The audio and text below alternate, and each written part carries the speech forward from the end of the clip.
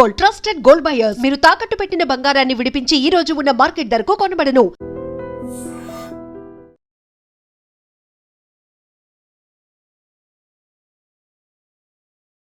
నమస్తే, welcome to I dream social spotlight with Kavitha. Iran Hormuz జలసంధిని open చేయాలి, అది కూడా 48 గంటల డెడ్ లైన్లో ఓపెన్ చేయకపోతే ఇరాన్లో ఉన్నటువంటి పవర్ గ్రిడ్ మీద మేము అటాక్ చేస్తాము అంటూ డొనాల్డ్ ట్రంప్ ఒక వార్నింగ్ ఇచ్చారు. ఇరాన్ అదే స్థాయిలో స్పందించింది. మీరు కనుక మా మీద అటాక్ చేస్తే ఇజ్రాయెల్ మీద మేము అటాక్ చేస్తాము అనేటువంటి మాటని చాలా స్ట్రాంగ్గా ఇరాన్ చెప్తోంది. ఈ విషయంతో పాటుగా అమెరికా మా మీద కనుక ఆంక్షలు చేస్తే, మా న్యూక్లియర్ వెపన్స్ మీద కనుక అటాక్ చేస్తే మేము భారతదేశం మీద అటాక్ చేస్తాము అనేటువంటి మాట పాకిస్తాన్లో ఉన్నటువంటి హైయర్ అఫీషియల్స్ చెప్తున్నారు. యాక్చువల్గా ఎందుకని ఇంత అటాక్స్ గురించి, దాడుల గురించి, యుద్ధాల గురించి మాట్లాడుకుంటున్నారు? అదంతా పోయి భారతదేశం మీద ఎందుకు చూపిస్తామంటూ పాకిస్తాన్ చెప్తోంది. మనతో పాటుగా ఉన్నారు రీసెర్చ్ అనలిస్ట్ ఆదిత్య కృష్ణ గారు. హలో అండి, నమస్తే. సో మనం యుద్ధం గురించి మాట్లాడుకుంటున్నప్పుడు అది కాస్త 3rd వీక్ అయిపోయింది, 4th వీక్ కూడా ఎంటర్ అయిపోయింది. స్ట్రాంగ్గా ఫైట్ చేస్తున్నారు, as if it is first day అన్నంత స్ట్రాంగ్గా. ఎందుకని ఈ 3 దేశాలు ఫైట్ చేసుకుంటున్నాయి? అది మనం ఫస్ట్ నుంచి అనుకున్నదే. రకరకాల నెరేటివ్స్ వచ్చాయి, రకరకాల థియరీస్ వచ్చాయి. కాసేపు స్టార్టింగ్లో అక్కడ ఉన్న జనాలకి, ప్రజలకి ఆ రెజీమ్ బాగా ఒప్రెస్ చేస్తుంది, ఆ రెజీమ్ కోసం, ఆ చేంజ్ కోసం చేస్తున్నాం, ఆ ప్రజల కోసం చేస్తున్నాం, ఒక నెరేటివ్ వచ్చింది. దాని తర్వాత వాళ్ళు న్యూక్స్ డెవలప్ చేస్తున్నారు, అదొక నెరేటివ్ వచ్చింది. సో ఇంకోటి తర్వాత వచ్చిన నెరేటివ్, వాళ్ళు యూఎస్కి అటాక్ చేసే కేపబిలిటీస్ వాళ్ళకి వచ్చాయి కాబట్టి మేము చేయాల్సి వచ్చింది అన్నారు. తర్వాత మళ్ళీ అసలు యూఎస్ని అటాక్ చేసే ఛాన్సే లేదని అన్నారు. మళ్ళీ ఇప్పుడు మొన్ననే ఈయన జో కెంటన్, వాళ్ళ కౌంటర్ ఇంటెలిజెన్స్ చీఫ్, ఆయన రిజైన్ చేసి ఆయన ఏమన్నారంటే యూఎస్లో 18 ఇంటెలిజెన్స్ ఏజెన్సీస్ అసలు వాళ్ళకి న్యూక్లియర్ డెవలపే చేయట్లేదు అనే విషయము ఇది ఎస్టాబ్లిష్ చేశారు. ఇన్ఫాక్ట్ వాళ్ళకి ఒక ఫత్వా కూడా ఉంది అగేన్స్ట్ న్యూక్లియర్ డెవలప్మెంట్, ఇంతకు ముందర ఖమేనీ పెట్టింది ఉందని చెప్పి వాళ్ళు అన్నారు. సో నరేటివ్స్ పెడుతున్నారు, మళ్ళీ వాళ్ళే బస్ చేసుకుంటున్నారు. కానీ ఎండ్ ఆఫ్ ద డే మనం అర్థం చేసుకోవాల్సింది ఏంటంటే ఇక్కడ మనకి 2 లెవెల్స్ ఉంది. ఒకటి ఏంటంటే సివిలైజేషనల్ వార్, ఇది ఒకటి. రెండోది వచ్చేసరికి geo political war. Civilisational war అంటే ఇట్స్ స్ట్రైట్ ఫార్వర్డ్. ఇరాన్ ఏంటంటే ఇస్లామిక్, అది ఒక ఇస్లామిక్ ఎంటిటీ. దానికి ఇప్పుడు జూయిష్ ఆక్యుపేషన్ అన్నట్టు భావిస్తారు ఇజ్రాయెల్ ఏరియాలో. World War II తర్వాత యూరోపియన్స్ వచ్చారు, ఆష్కనాజీస్ వచ్చారు, వాళ్ళు ఆక్యుపై చేశారని భావించి they are not suppose to be there. So this is for Islam అని అదొకటి ఒక మాస్లో నడిపే ఒక నెరేటివ్. అది ఇజ్రాయెల్ వచ్చేసరికి మా ఎగ్జిస్టెన్స్కి, మా జుదాయిజంకి, తర్వాత మా 3rd టెంపుల్ ఆఫ్ సోలమాన్ కోసం, అండ్ ఇన్ఫ్యాక్ట్ మా నెక్స్ట్ మెస్సాయా కోసం ఇదంతా చేయాల్సి వస్తుందని వాళ్ళకి ఒక సివిలైజేషన్ నెరేటివ్ ఉంది. ఇది కూడా మాసెస్ నమ్ముతారు. సో ఇది కాకుండా దీనికంటే ఇంకా సూపర్ ఇంపోజ్ అయ్యేది జియో పొలిటికల్ నెరేటివ్. సో దాంట్లో జియో పొలిటికల్ ఏంటి, ఎండ్ ఆఫ్ ద డే ఇరాన్కి ఒక స్ట్రాంగ్ డామినెన్స్ అనేది ఉంది. సో అది ఇజ్రాయెల్ అయినా యూఎస్ అయినా డామినెన్స్ని బ్రేక్ చేయటం, యూఎస్ అయితే దాని డామినెన్స్ని మళ్ళీ రీఎస్టాబ్లిష్ చేసుకోవటం, ఇజ్రాయెల్ అంటే ఆ వెస్ట్ ఏషియా మొత్తంలో ఒక సూపర్ పవర్ లాగా ఇజ్రాయెల్ ఎస్టాబ్లిష్ అవ్వాలి. ప్రస్తుతానికి ఇజ్రాయెల్ ఒక regional player, strong, very strong regional player లాగా ఉంది. కానీ అక్కడ all of the Gulf US control ఎక్కువ ఉంది, కానీ అది ఇజ్రాయెల్ అన్నట్టు నడిపేటట్టు లేదు. సో ఆఫ్కోర్స్ వెస్ట్ ఏషియన్ కంట్రీస్తో అబ్రహాం అకార్డ్స్ ఇవి అవి పెట్టుకుని అవి చిన్నగా ఇన్ఫ్లుయెన్స్ పెంచుకుంటుంది. కానీ సో జియో పొలిటికల్గా this is what is going on. So అందుకనే మనం ఇప్పుడు చూస్తే, మన దేశంలో కూడా చూస్తే, మనం కొంతమంది హూఎవర్ ఆర్ దేర్ వాళ్ళు ఒక బయాస్ అనేది తీసుకున్నారు. కొంతమంది ఇరాన్ని సపోర్ట్ చేస్తారు, కొంతమంది ఇజ్రాయెల్ సపోర్ట్ చేస్తారు. ఈ సపోర్ట్ చేసే మెజారిటీ ఆఫ్ ద పీపుల్ అనేది ఒక సివిలైజేషనల్ వార్ఫేర్గా చూస్తున్నారు. That Islam is a threat అనుకున్న వాళ్ళు ఏం చేస్తున్నారు, వాళ్ళు ప్రో ఇజ్రాయెల్ వెళ్తున్నారు. ఇంకొంతమంది కాదు, Iran he's never been a threat, Persian civilizations part of our civilization, లేకపోతే Islamic civilizations no different from our civilization అనే వాళ్ళు వచ్చేసరికి ఇరాన్కి సపోర్ట్ చేసి ఇజ్రాయెల్కి అగేన్స్ట్ వెళ్తున్నారు. సో ఇది ఒక డైకాటమీ కనబడుతుంది. కానీ మన ప్రభుత్వం చూసినా, లేకపోతే ప్రపంచవ్యాప్తంగా మేజర్ వరల్డ్ లీడర్స్ ఎవరైనా చూసినప్పుడు జియో పొలిటికల్ యాంగిల్లోనే చూస్తున్నారు. ఎకానమిక్ ఇంపాక్ట్ ఏంటి, ట్రేడ్ ఇంపాక్ట్ ఏంటి, ఎనర్జీ ఇంపాక్ట్ ఏంటి, తర్వాత టెక్నాలజీ రిలేటెడ్ ఇంపాక్ట్ ఏంటి, ఇవి చూసి ఎన్విరాన్మెంట్ మీద ఎంత ఎఫెక్ట్ పడుతోంది. ఎన్విరాన్మెంట్ మీద ఐడియల్లీ ఉండాలి, కానీ నిజం చెప్పాలంటే నంబర్ ఆఫ్, అంటే ఇప్పుడు ఒక దీపావళి అనేది ప్రాబ్లం అవుతున్నది. కానీ ఇప్పుడు అదే వాళ్ళు ఒక ట్వీట్ చూశాను, దట్ ఒక దీపావళి పండుగ నాడు మనం ఎన్ని రాకెట్లు కాలుస్తున్నాం, అంతకంటే ఎక్కువ డ్రోన్స్ ఇరాన్ ఒక రోజు వాడుతుంది ఇజ్రాయెల్ మీద అని ఎవరో ట్వీట్ పెట్టారు. ఇది రైట్. సో ఎన్విరాన్మెంట్ ఇప్పుడు సైడ్ ట్రాక్ అయింది. మొన్నటిదాకా ఎన్విరాన్మెంట్ అన్నారు, ఇవాళ సైడ్ ట్రాక్ చేసుకొని they are going all out, అన్ని బాంబ్ చేసుకుంటూ పోతున్నారు. ఎన్విరాన్మెంట్ గురించి మాట్లాడే వాళ్ళే యూఎస్ అయినా యూరోపియన్ నేషన్స్ అయినా they have been encouraging this. So overall మనం ఇది రెండు చూడాలి, ఈ రెండు కంటెక్స్ట్లు చూడాలి, సివిలైజేషన్, జియో పొలిటికల్. దీనికి జియో పొలిటికల్ అనేది ఇంకా సుప్రీం అవుతుంది. ఎందుకంటామంటే ఇప్పుడు సివిలైజేషన్గా it is between Islam and Judaism and Christianity అనుకున్నా కూడా ఎండ్ ఆఫ్ ద డే ఏంటి, మీకు వెస్ట్ ఏషియాలో ఉన్న all Islamic nations are supporting US Israel which are non Islamic against Iran which is Islamic. So ఇక్కడ మనం మన దేశంలో ఇది సివిలైజేషన్ వార్ అనుకున్నా కూడా అక్కడ అట్లా లేదే, మరి ఇస్లాం అంతా కలిసి చేయట్లేదు అది. సో అక్కడ జియో పొలిటికల్ గానీ చూస్తున్నారు. ఇన్ఫ్యాక్ట్ జరిగే అటాక్స్ అని మీరు చూస్తే కూడా రిలీజియస్ అటాక్స్ జరగట్లా, మిలిటరీ ఇన్స్టాలేషన్స్ మీద జరుగుతున్నాయి. అట్ ద సేమ్ ఇప్పుడు మనకి ఇండియాలో ఎప్పుడన్నా టెర్రరిస్ట్ థ్రెట్స్ ఉంటే తిరుపతిని కొంచెం ఫోర్టిఫై చేస్తారు, సోమనాథ్ ఫోర్టిఫై చేస్తారు, అయోధ్యాని ఫోర్టిఫై చేస్తారు. అది సివిలైజేషనల్ బ్యాటిల్ లాగా టెర్రరిస్ట్ తీసుకెళ్తుంటారు. కానీ ఇక్కడ మీరు చూస్తే ఇరాన్లో అయినా, ఎక్సెప్ట్ ఫర్ అల్-అక్సా మాస్క్, ఇరాన్ అయినా ఇజ్రాయెల్ అయినా చూస్తే మీకు military installations, energy, power installations, ఇప్పుడు కొత్తగా ఈ 48 hours మీరు చెప్పిన డెడ్ లైన్ తర్వాత డీసాలినేషన్ ప్లాంట్స్, వాటర్ ప్లాంట్స్, వీటిని టార్గెట్ చేస్తామని. సో ఎక్కడ కూడా సివిలైజేషన్ యాంగిల్ డైరెక్ట్గా యాజ్ ఆఫ్ నౌ కనబడట్లా. It is geo political. అది మనం అర్థం చేసుకోవాలి. ఇట్స్ అబౌట్ ఆ రీజన్ని ఎవరు కంట్రోల్ చేస్తారో they control 20% of global supplies of energy. And ఈ 20% ఇప్పుడు చైనాకి 50% ఎనర్జీ సప్లై వచ్చేది ఆ ఏరియాని, జపాన్కి 90% సప్లై వచ్చేది ఆ ఏరియాని, మనకి ఎల్ఎన్జీ వరకు మనకి అరౌండ్ ఐ థింక్ 40% మనకి ఖతార్ నుంచి వస్తుంది. సో ఈ ఎనర్జీ సప్లై అంతా దాని మీద ఒక మేజర్ వార్ లాంటి జరుగుతుంది. సో ఇంత అవుతున్నప్పుడు కూడా మళ్ళీ డెడ్ లైన్లు పెట్టడం, 48 hours మీరు ఓపెన్ చెయ్యండి అనేది.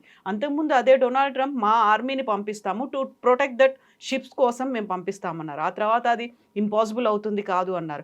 మళ్ళీ ఇప్పుడు 48 hours ఒక అల్టిమేటం ఇవ్వడము అనేది, ఇరాన్ అంతే తీవ్రంగా దాన్ని నో అని చెప్తోంది ఎందుకు? మళ్ళీ మీరు అటాక్ చేస్తే మేము ఇజ్రాయెల్ మీద అటాక్ చేస్తాము. ఇది కంప్లీట్గా ఒక సర్కిల్ లాగా అవుతోంది కదా. కరెక్ట్. ఇంకోటి కానీ ఇరాన్ మీరు దాని రెస్పాన్స్ ఇచ్చే తీరు చూడాలి. ఆ తీరులు ఏంటంటే సీరియస్గా తీసుకోవట్లేదు, రైట్? ఎందుకంటే ఫస్ట్ ఆఫ్ ఆల్ ఇది US 48 hours dead line US ఇవ్వాల, ట్రంప్ ఇచ్చాడు. ఎక్కడ ఇచ్చాడు? ఇది ఒఫీషియల్ స్టేట్మెంట్ కాదు, ప్రెస్ రిలీజ్ కాదు. ట్రూత్ సోషల్ అంటే ఆయన మెటా మీద, ట్విట్టర్ మీద కోపంతో స్టార్ట్ చేసిన ట్రూత్ సోషల్ మీద ఆయన అక్కడ పెట్టాడు 48 hours ఇది చేస్తారా, లేకపోతే మేము మిమ్మల్ని మీ పవర్ ఇన్ఫ్రాస్ట్రక్చర్ కొడతాం, అది కూడా యువర్ లార్జెస్ట్ పవర్ ప్లాంట్ని కొడతామన్నారు. లార్జెస్ట్ అంటే వాళ్ళకి బుషెహర్ పవర్ ప్లాంట్ వస్తుంది, న్యూక్లియర్ ఫెసిలిటీ, అది developed by Russia. So essentially it is a threat, not just Iran, Russia కూడా. దట్ నీ టెక్నాలజీ రష్యా ఇప్పుడు ఇరాన్ కూడా సపోర్ట్ చేస్తుంది, పుతిన్ సపోర్ట్ ఇస్తున్నారు. ఇరాన్కి ఎనీవే ఇస్తుంది. Anyway Putin was anyway supporting. ఇప్పుడు ఇజ్రాయెల్, యూఎస్ కూడా న్యూక్లియర్ ఆప్షన్స్ ఉన్నాయన్నప్పుడు రష్యా ఇమీడియట్గా మీరు న్యూక్ వేస్తే రష్యా 100% మీ మీద న్యూక్లియర్ అటాక్ చేస్తుంది, గుర్తుపెట్టుకోండి అని రష్యా ముందరి నుంచి చెప్తూ వస్తున్నది. కానీ ఇక్కడ కూడా సింబాలికల్ గా అటాక్ ఏంటది? That it's a Russian plant, it's a Russian nuclear plant, అది కూడా న్యూక్లియర్, అది కూడా ఇరాన్లో. And that's the largest power plant. అది కొడితే చాలా మటుకు క్రిపుల్ అవుతుంది లైఫ్. సో దీన్ని టార్గెట్ చేస్తామని అన్నారు. సో ఇది ట్రూత్ సోషల్ పోస్ట్ లాగా వచ్చింది. మీరు ఇప్పుడు మొన్ననే వచ్చిన ఐఆర్జీసీ స్టేట్మెంట్స్ కూడా ఎట్లా వచ్చాయంటే మీరు చూస్తే ఇప్పుడు భాష మారింది. మొదట్లో ఏంటంటే ఒక కొంచెం బాగా ఒక వారియర్ మోడ్లో మాట్లాడేవాళ్ళు, ఇప్పుడు అంటే కొంచెం సెటైరికల్గా మాట్లాడుతున్నారు ట్రంప్ మీద. ఇన్ఫాక్ట్ ఇంగ్లీష్లో డైరెక్ట్గా అన్నారు ట్రంప్ యు ఆర్ ఫైర్డ్ అని ఒక మాట. ఎందుకంటే ట్రంప్ ఆయనకు ఒకటి ఇది ఒక అది అప్రెంటిస్ అని ఒక ప్రోగ్రామ్ ఉండేది యూఎస్లో, అంటే మనకి బిగ్ బాస్ ఉన్నట్టు. దాంట్లో ఏంటంటే జనాలు వస్తారు, అది ఇంటర్వ్యూ లాగా ఉంటుంది, ఎండింగ్లో if you not taken you are fired అంటాడు, తర్వాత మనిషి వెళ్ళిపోతాడు అనమాట. అంటే బిగ్ బాస్లో అవుట్ అయిపోయినట్టు. సో అట్లాగే యు ఆర్ ఫైర్డ్ అని చెప్పటం. తర్వాత ఇంకోటి ట్రూత్ సోషల్లో ప్రతి దాంట్లో కూడా ట్రంప్ ఎండింగ్లో ఏదో కూడా అంటాడు, 48 hours డెడ్ లైన్ అంటాడు, ఏదో ఒకటి అంటాడు, ఇండియా మీద 200% ట్యాక్స్ అంటాడు. చివరికి ఏమంటాడంటే దానిలో thank you for your attention to this matter అంటాడు. సో అది కూడా ఈయన అన్నారు, ఇది మొత్తం అని యు ఆర్ ఫైర్డ్ ట్రంప్ అని చెప్పి thank you for attention to this matter అని కట్ చేశారు. అంటే ఇప్పుడు సెటైరికల్గా, which means I'm not taking you seriously. So ఆ యాంగిల్లో మాట్లాడుతున్నారు. ఇన్ఫాక్ట్ ఇప్పుడే రీసెంట్గా ఐ థింక్ 1-2 days బ్యాకే ఇరాన్ ఒక యానిమేటెడ్ వీడియో కూడా రిలీజ్ చేసింది స్టేట్ ఆఫ్ హార్మూజ్ మీద. అది ఎవరికైనా ఇఫ్ దే కెన్ సీ చూడొచ్చు వాళ్ళు. యానిమేటెడ్ వీడియో చేస్తే స్టేట్ ఆఫ్ హార్మూజ్లో చాలా సెటైరికల్గా ఉంది అది. దట్ ట్రంప్ ఇది ఇరాన్ని బ్లాక్ చేద్దామని ట్రై చేసినట్టు, వీళ్ళేమో అక్కడ షిప్స్ అని ఆపేసినట్టు, తర్వాత వెళ్ళే షిప్స్ అని ఒక $2 million ఇచ్చి వెళ్ళొచ్చు అన్నట్టు. సో $2 million ఇస్తే వీళ్ళు లెట్ యూ గో అంటే ట్రంప్ బాధపడుతుంది. చివరికి డ్రోన్స్తో ట్రంప్ని కొట్టినట్టు ఒక యానిమేషన్ చేశారు. Everything is going satirical.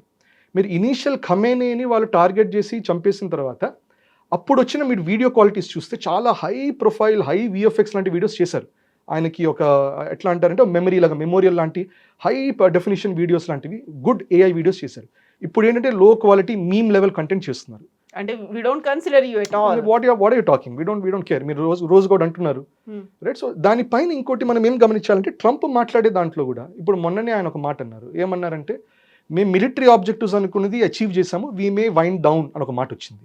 So ఇది చాలా మంది ఒక డిఎస్కలేషన్, ఆఫ్ ర్యాంప్ లాగా భావించారు. అంటే ఇది ఇరాన్ పట్టుకొని అప్పుడు నెగోషియేషన్, ఓహో మీరు వైండ్ డౌన్ అన్నారు కదా, ఇది చెప్పండి టర్మ్స్ ఏంటి, సో దానికోసం అన్నాడా, రైట్? సో అట్లా రెగ్యులర్గా ఇవి వస్తున్నాయి. సో ఇవాళ దాంట్లో కూడా ఈ థ్రెటన్ చేస్తూ పవర్ ప్లాంట్ని, but at the same time ఆయన he's talking about winding down, రెండు ఒకేసారి చెప్తున్నారు ఆయన. సో ఇది ఇరాన్ కూడా క్యూ ఇవ్వటం, that we want to negotiate. కానీ ఇరాన్ చాలా స్పష్టంగా చెప్పింది, we don't believe what Trump says. ఆయన ఏదన్నా కూడా ఆయన నమ్మం మేము. సో దానివల్ల we will do our thing. మీరు నిజంగా ఆఫ్ ర్యాంప్, డిఎస్కలేషన్, వైండింగ్ అవుట్ అయితే ఇంకా మీ ట్రూప్స్ ఎందుకు పంపిస్తారు, ఇంకా మీ షిప్స్ ఎందుకు వస్తున్నాయి, ఇంకా అటాక్స్ ఎందుకు జరుగుతున్నాయి? So this is the narrative warfare going. So definitely Iran అనేది ట్రంప్ నమ్మదు, అట్లాగే ట్రంప్ ఇరాన్ నమ్మదు. ఎటువంటి యుద్ధంలోనే ట్రస్ట్ అనేది ఉండదు, అక్కడే మీడియేటర్స్ వస్తారు. సో ఇప్పుడు ఇవాళ వచ్చిన ఒక న్యూస్ ఏంటంటే ఈ స్ట్రెయిట్ ఆఫ్ హార్మూజ్ క్రైసిస్ మీద మీడియేట్ చేయడానికి ఖతార్ టర్కీ, ఈ రెండు, and I think Egypt, Qatar, Turkey, Egypt, ఈ మూడు బ్యాక్ ఛానల్ ట్రై చేస్తున్నాయి అంటున్నారు. దట్ ఇరాన్ రెజీమ్తోనూ మాట్లాడటము, యుఎస్ అడ్మినిస్ట్రేషన్తో మాట్లాడి they trying to bring some closure, but it's not successful అంటున్నారు. సో ఇది ఆ మీడియేషన్ అనేది జరుగుతుంది. సో అఫ్కోర్స్ ఈ స్ట్రెచ్లోనే మొన్ననే ఒకళ్ళు స్టేట్మెంట్ కూడా ఇచ్చారు దట్ ఇప్పుడు ఇండియా అన్న పొజిషన్లో ప్రధానమంత్రికి మోదీ గారికి ఉన్న పొజిషన్లో ఆయన మీడియేట్ చేసి చెప్తే ఆపే స్తోమత ఉంది అన్నారు. కానీ బట్ స్టిల్ ప్రస్తుతానికైతే మనం ఓవర్ట్గా మరి మీడియా ముందర అయితే చేయట్లేదు, బ్యాక్ ఛానల్ చేస్తున్నామో తెలియదు. ఎందుకంటే రష్యా యుక్రెయిన్ వార్లో కూడా we very openly mediated, we openly try to settle it. కానీ ఈ యుద్ధంలో మనం ఏది ఫ్రంట్ ఫేసింగ్ మనం చేయట్లేదు, ఏం చేసినా సైలెంట్గా చేస్తున్నాం. సో ఇనీషియల్గా కూడా మనకి చెప్పారు February 28 ఇరాన్ మనకి రిక్వెస్ట్ పంపించింది దట్ మా షిప్స్ 3 వెజల్స్ మీ దగ్గర, వార్ షిప్స్ మీ విశాఖపట్నం దగ్గర ఉంది, సేఫ్ డాకింగ్ ఇవ్వడానికి పర్మిషన్ ఇవ్వండి అంటే మనం ఇచ్చాము. కానీ అది మీడియాలో పెట్టలేదు. అది IRS దేనా అని అది కొలాప్స్ చేసిన తర్వాత ఖమేనీ ఆయన చంపేసిన తర్వాత చాలా రోజుల తర్వాత 1 week ఆఫ్ ద వార్ తర్వాత మనం చెప్పాం యాక్చువల్గా February 28 ఇచ్చాం పర్మిషన్ అని. మేబీ ఆ గుడ్ విల్ వల్లనే ఇరాన్ కూడా మన షిప్స్ని కొంచెం allowing us to pass. So మనం ఈ కంటెక్స్లో చూడాలి what is India's role and all.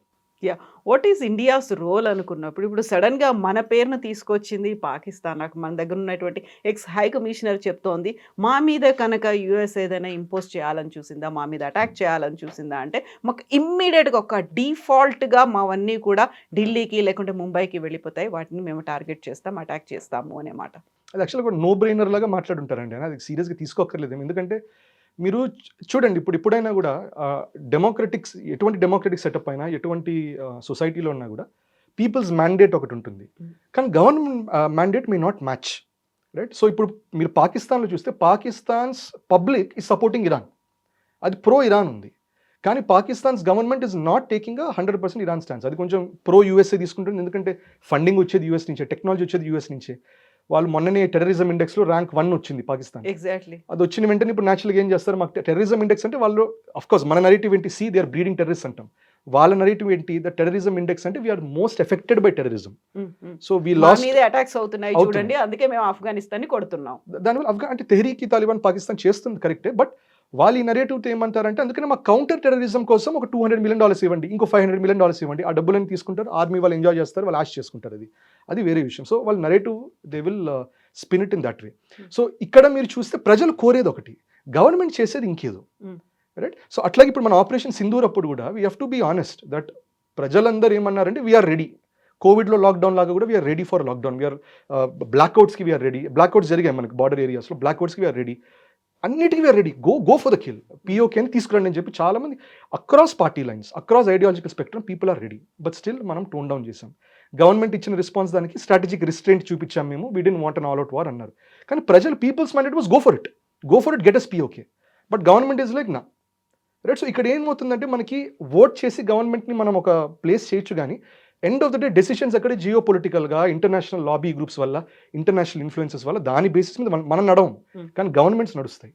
So Pakistan కూడా వీ విల్ అటాక్ ఇండియా అంటే అది ఏ బేసిస్ మీద అటాక్ చేస్తారు? బికాస్ వాళ్ళు ఫండింగ్ అంతా వచ్చేది యూఎస్లో. So first of all US Pakistan attack చేయదు. If at all Iran Pakistan attack చేస్తుంది, కానీ యూఎస్ పాకిస్తాన్ ఎట్లా అటాక్ చేస్తుంది? సో అయినా కూడా వాళ్ళు ఇండియాని కొట్టాలనుకున్నాడు, వాళ్ళు అన్నా కూడా we have our own defence systems, right? వాళ్ళు ఏంటిది ల్యాండ్ బార్డర్ ఉండేటటువంటి ఈ పంజాబ్ సైడ్, రాజస్థాన్ సైడే వాళ్ళు పెనట్రేట్ చేయలేకపోయారు. ఇది సీ బార్డర్స్ దాటుకొని ముంబై వెళ్ళి ఎట్లా చేయగలుగుతారు వాళ్ళు? సో ఇది I think it's a loose statement, అదేదో bravado చూపించుకోవటం that hum కిసీ say come నహీ అని. ఇంకోటి ఇప్పుడు ఈ దురంధర్ 2 వీటన్నిటి వల్ల కూడా వాళ్ళకు కూడా ఉంటుంది, మా మీద ఫ్రస్ట్రేషన్ వస్తుంది, వాట్ నాన్ సెన్స్, అందుకని హమ్ కిసీ సే కమ్ నహీ. ఇన్ఫాక్ట్ అంటున్నారు ఇప్పుడు దురంధర్ 2 వచ్చిన తర్వాత ఇప్పుడు సింధులో ఆ లయారీ రీజన్ నుంచి అక్కడ సింధ్కి ఒక బ్రాడ్కాస్టింగ్ ఏజెన్సీ ఉంది. సో వాళ్ళు ఒక డిక్లరేషన్ రిలీజ్ చేశారు దట్ మా లయారీ మీద ఫాల్స్ ప్రొపగండా చేస్తున్నారు, మేము కూడా మేరా లయారీ అని ఒక సినిమా చేయబోతున్నామని చెప్పారు. సో వాళ్ళది రెస్పాన్స్ అనమాట అది, రైట్? సో వాళ్ళకి ఇది డెఫినెట్గా హార్డ్ బాయిల్ అనేది ఉంటుంది వాళ్ళకి, ఎందుకంటే వాళ్ళు they are not succeeding. Terrorism ఇండెక్స్లో they are rank 1, right? So they are losing lot of lifes, losing credibility. ఇప్పుడు ఇంకోటి ఆఫ్ఘనిస్తాన్తో వార్ అని మీరు అన్నారు, అక్కడేంటి ప్రెషర్ పాయింట్? సౌదీకి పాకిస్తాన్కి డిఫెన్స్ ప్యాక్ట్ ఉంది 2025లో, దట్ ఒకళ్ళ మీద అటాక్ జరిగితే రెండో వాళ్ళ మీద అటాక్ జరిగినట్టు భావించాలి. యూరోపియన్ యూనియన్ అండ్ నేటో అదే కరెక్ట్, ఇస్లామిక్ నేటో అని, అది Turkey and Saudi and Pakistan. అక్కడ అలయన్స్ ఏంటి? సౌదీ దగ్గర money power, US influential power ఉంది, పాకిస్తాన్ దగ్గర న్యూక్లియర్ మిసైల్స్ ఉంది, టర్కీ దగ్గర మిలిటరీ కేపబిలిటీస్, మిలిటరీ ఎక్విప్మెంట్స్ ఉన్నాయి. సో దాంతో ఒక ఇస్లామిక్ నేటో అన్నట్టు వాళ్ళు అనుకున్నారు. అఫ్కోర్స్ అది కౌంటరాక్ట్ చేయడానికి ఇజ్రాయెల్, యూఏఈ, సిప్రస్ మాట్లాడుకొని ఇండియాను కూడా మీరు జాయిన్ అవ్వండి అన్నట్టు అన్నారు దాంట్లో, రైట్? సో అంటే as a balance. But Islamic net అనేది అది మోస్ట్లీ మీడియా సర్కిల్స్లో ఉంది కానీ అది ఇంకా కాంక్రీటైజ్ అవ్వాలా. రైట్. సో ఇటువంటి స్కోప్లో కూడా మీరు చూస్తే ఇప్పుడు సౌదీ మీద అటాక్ జరిగిన మరుక్షణం Pakistan should have attacked Iran, కానీ అటాక్ చేయలేదు. ఏమంది ఆఫ్ఘనిస్తాన్తో బిజీగా ఉన్నామన్నారు. సో దీనివల్ల కూడా సౌదీకి పాకిస్తాన్ కూడా కొంచెం సార్ అవుతుంది రిలేషన్. రైట్. సో ఈ ఎంటైర్ డైనమిక్స్ ఉంటాయి. సో పాకిస్తాన్ ఒక విధంగా యాక్టివ్గా ఈ ఇరాన్ వాళ్ళు దిగట్ల, ఆఫ్ఘనిస్తాన్ ఎంగేజ్ చేసుకుని దిగట్ల. ఇన్ఫాక్ట్ ఆఫ్ఘనిస్తాన్ మీద కూడా సివిలియన్ టార్గెట్స్ కూడా కొడుతున్నది అని చెప్పి అక్కడ ఆఫ్ఘనిస్తాన్ గవర్నమెంట్ చెప్తున్నది. So in it's keeping it self busy. It doesn't want to get in to war.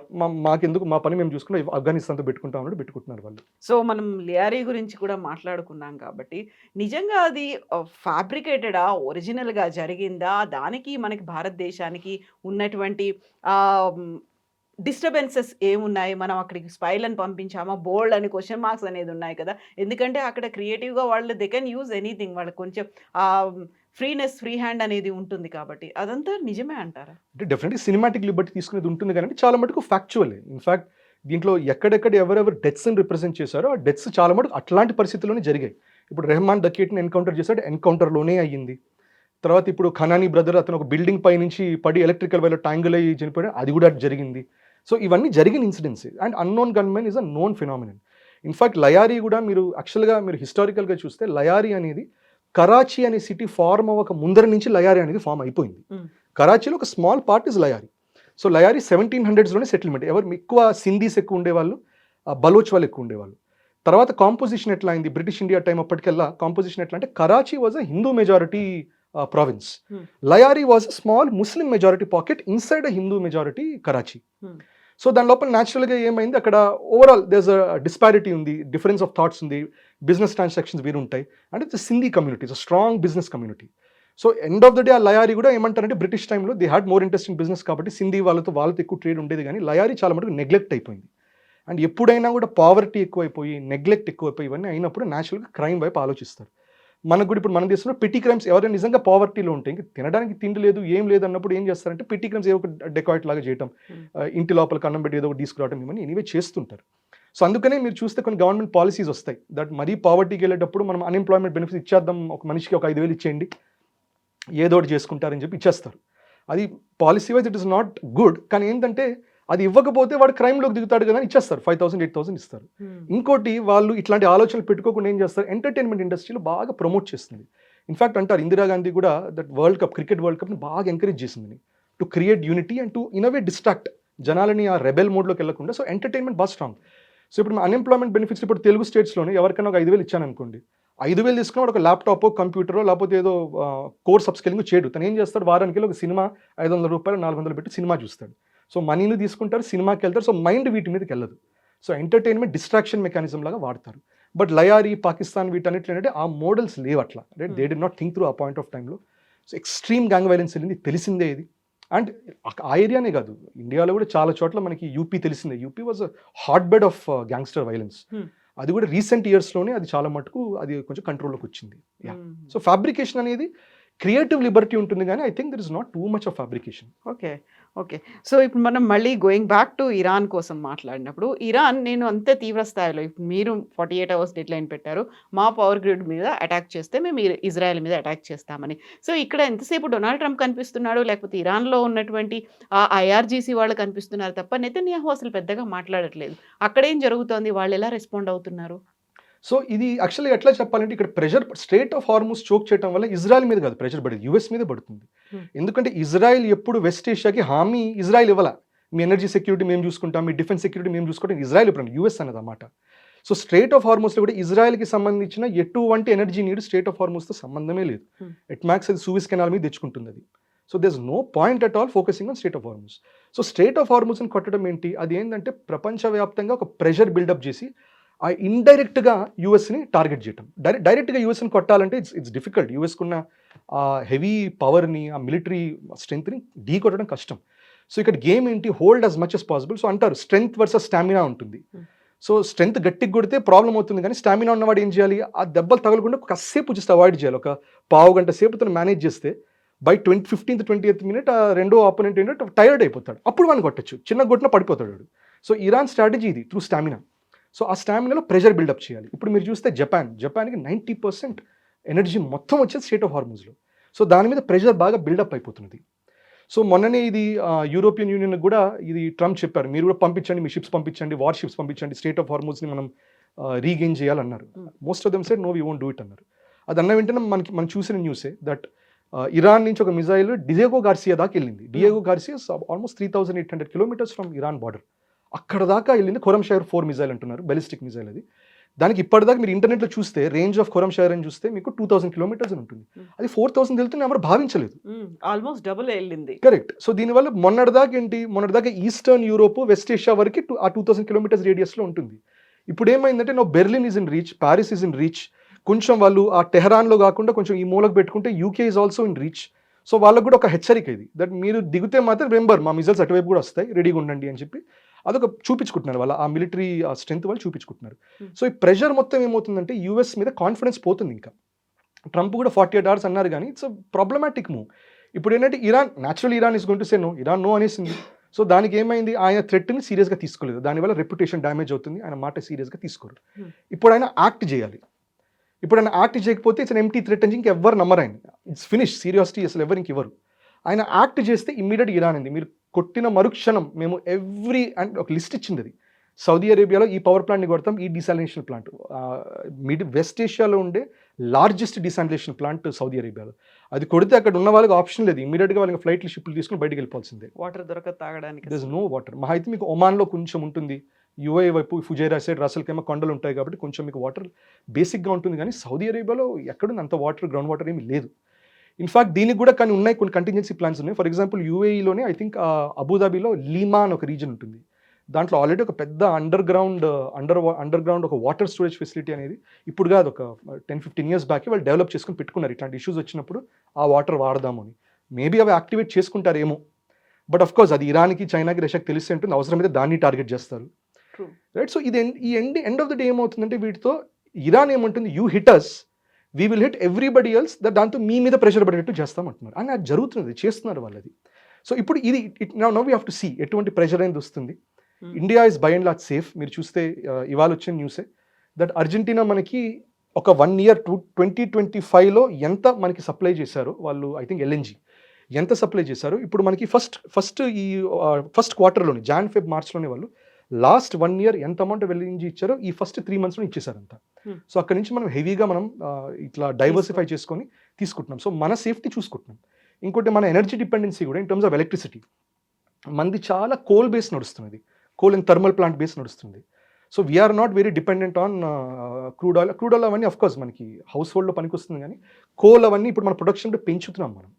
Right. So end of the day ఏంటంటే we are positioning as well safe, కానీ బట్ అది ఆ సేమ్ స్టోరీ అన్నిటికీ లేవు. యూఎస్ని నమ్ముకున్న వాళ్ళకి ఆ పరిస్థితి లేదు, ఆ నమ్ముకున్న వాళ్ళు ఇప్పుడు ప్రెషర్ పెడతారు.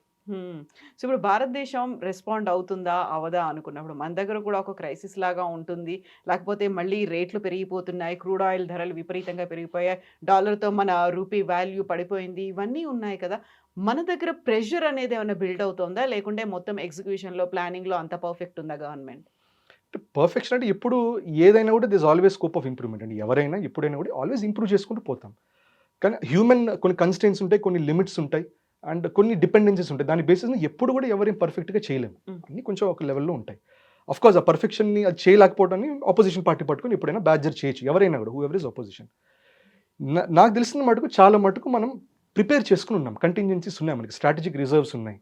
అండ్ గవర్నమెంటే కాదు, సివిల్ సొసైటీ కూడా ప్రిపేర్ అవుతుంది. సివిల్ సొసైటీ కూడా ఏం చేస్తుంది, దీంట్లో 2 రకాలు. కొంచెం అతిగా చేసే వాళ్ళు ఏం చేస్తున్నారు, ఇప్పుడు ఎల్ఎన్జీ ప్రాబ్లం అవుతుందని చెప్పి ఇంట్లో ఒక సిలిండర్ కాదు 15 సిలిండర్లు పెట్టేసుకుంటున్నారు. లేకపోతే పెట్రోల్ బంకులు లీటర్ పెట్రోల్ కాదు 20 లీటర్లు ఈ టంకీలో దాంట్లో క్యాన్స్ నింపేసుకుంటున్నారు. వాళ్ళు చేసి అతి చేస్తున్నారు. ఇంకొంచెం ప్రాగ్మాటిక్ ఉన్న వాళ్ళు ఏం చేస్తున్నారు, ఇండక్షన్ స్టవ్లు కొనేసుకుంటున్నారు. సో ఇండక్షన్ కూడా నడిపేచ్చు కదా బండి అని, అది కొనే వాళ్ళు కూడా ఉన్నారు. సో మనం కూడా మన కంటింజెన్సీ ప్లాన్స్ పెట్టుకుంటున్నాం, అట్లాగే సెంట్రల్ గవర్నమెంట్ కూడా దాని కంటింజెన్సీ ప్లాన్స్ పెట్టుకుంటుంది. సో ఐ థింక్ భారత్ ఎప్పుడైనా కూడా it is a state it thinks through. ఇంకోటి మనకున్న అడ్వాంటేజ్ గ్లోబల్గా మనకున్న రెప్యుటేషన్ ఏంటంటే జుగాడ్లో మన నంబర్ 1. సో మీరు ఎల్ఎన్జీ తీసేస్తారు, సరే ఏదో వుడ్ ఫైర్ పెట్టుకుంటాం, వుడ్ ఫైర్ తీసేస్తారు, దాని తర్వాత ఇంకేదో గోబర్ పెట్టుకుంటాం. రైట్. సో కానీ ఇక్కడ ఒక ఇంపార్టెంట్ పాయింట్ ఏంటంటే అండి, మీరు చూస్తే ఐ థింక్ ఒక గవర్నెన్స్ లెవెల్లో ఇంతకు ముందర ఇప్పుడు భారత్ మొత్తంలో కూడా రకరకాల మోడ్స్ ఆఫ్ కుకింగ్ ఉండేది. కొంతమంది వుడ్ ఫైర్ మీద చేసేవాళ్ళు, కొంతమంది గోబర్ మీద కౌడంతో చేసేవాళ్ళు ఉండేవాళ్ళు. నిజం చెప్పాలంటే కొంచెం గ్లోబల్ వెస్టర్న్ ప్రెషర్ వచ్చి క్లైమేట్ చేంజ్ ఏమైనా ప్రెషర్ వచ్చేసరికి మనం కూడా ప్రజల్ని ఏం చేసాము, నేమ్ అండ్ షేమ్ చేసాం. బాగా నేమ్ అండ్ షేమ్ చేసి ఇదేంటి గోబర్తో తింటారేంటి, that's very low quality cooking, wood ఫైర్తో చేస్తారంటే ఇన్హేల్ చేస్తే మీ ఆరోగ్యాలు చెడిపోతాయి, ఇవన్నీ చెప్పి అందరిని ఎల్ఎన్జీలోకి మార్చాం. కానీ ఎల్ఎన్జీ అంటే డిపెండింగ్ ఆన్ ఈ కతార్ మీద వీటి మీద డిపెండ్ అవ్వాలి. సో ఇప్పుడు అక్కడ ఒక క్రైసిస్ వచ్చిన వెంటనే ఇక్కడ పరిస్థితి మంది ఎట్లా ఉంది ఇప్పుడు. అట్లా కరెన్సీ కూడా డిజిటల్ కరెన్సీ వైపు వెళ్తున్నాం, which is great. It is great, transparency, it's easy, అవంతా ఓకేనే. కానీ ఒక్క single attack, one attack on satellite system or one attack on underground water cable, internet cable, లేకపోతే ఒక attack energy infrastructure, electricity infrastructure మీద, దాంతో entire economy will cripple. So మనం కూడా ఏంటంటే బ్యాకప్స్ పెట్టుకోవట్లేదు. మనం కూడా చాలామంది ఏంటంటే ప్రభుత్వాన్ని సపోర్ట్ చేయాలని క్యాష్ అసలు ఏమాత్రం వద్దనుకుంటున్నారు. కొంచెమైనా బేసిక్ క్యాష్ అయినా మనకు ఉండాలి, సెల్ఫ్ డిపెండెన్స్ అనేది ఉండాలి. ఇన్ఫ్యాక్ట్ ఐ థింక్ ప్రజలు ఏం చేయాలి, సివిల్ సొసైటీ ఏం చేయాలంటే ఎంత మటుకు సెల్ఫ్ డిపెండెన్స్ పాసిబుల్ అంత చూడాలి మనం. సో మన వాటర్ సోర్సెస్ ఉండాలి. ఇవి జనరల్గా ఏంటంటే విలేజెస్లో, టౌన్స్లో పాసిబుల్. ఎవరింటికి వాళ్ళ బావిలు వాళ్ళకు ఉంటాయి. ఒక చిన్న సోలార్ ప్లాంట్తో కూడా నడిచిపోతుంది, ఇల్లు నడిచిపోతుంది. మీకు అక్కడ లొకాలిటీ అంతా తెలిసిన వాళ్ళే కాబట్టి మీరు ట్రేడ్ లాగా పెట్టుకోవచ్చు, ఒక బార్టర్ సిస్టమ్ లాగా పెట్టుకోవచ్చు. సిటీస్లో ఇట్స్ అన్సస్టైనబుల్. ఇప్పుడు మనకి ఇక్కడ 20-30 ఫ్లోర్స్ బిల్డింగ్స్ ఉన్నాయి. దాంట్లో ఒకసారి ఎలక్ట్రిసిటీ గ్రిడ్ డౌన్ అయితే మీకు ఎలక్ట్రిసిటీ లేకపోవడమే కాదు, ఇప్పుడు మీకు వాటర్ కావాలనుకోండి, ఒక కింద నుంచి బకెట్లో నీళ్ళు వేసుకోవాలంటే మీరు 20 ఫ్లోర్స్ దిగి రోజు పైకి కిందకి వెళ్తారు. ఎట్లా వెళ్తారు మీరు? మోటార్ కూడా పనిచేయదు కదా. సో మనం I think we should slowly focus on a decentralised model.